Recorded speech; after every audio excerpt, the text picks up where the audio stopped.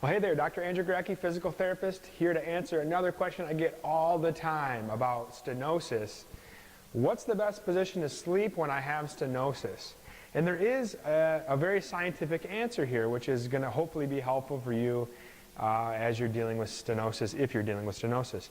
So we know that the worst position to sleep in is flat on your stomach. The reason is because when you're laying flat on your stomach, gravity pulls your spine down towards the ground, which makes the spine go into extension or arching backwards.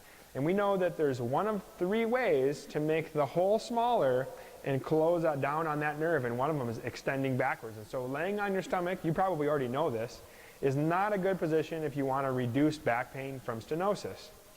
The second thing to think about is if you're laying on your back flat, for most of you that's also not going to be a good position, because we talk so much about the hip flexors being a muscle that cause arching of the back, and that can close the hole down. Well, when you sit down, the hips are bent and that muscle is relaxed. When you lay on your back flat and your legs are straight, that causes tension in this muscle, and that can also cause a pull on your spine and make your spine arch, which closes down the hole.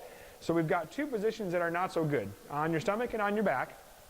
That leaves us to on our side. And I would say that the best position is either on your right side or your left side with your knees slightly bent. And that makes a lot of sense, because if your knees are bent, your hips are bent, and your hip muscle, the hip flexor, is going to be relaxed, and the spine can flex, and the hole can open up. Now, if laying on your side does not feel good, the second option is to go back on your back and put some pillows under your knees.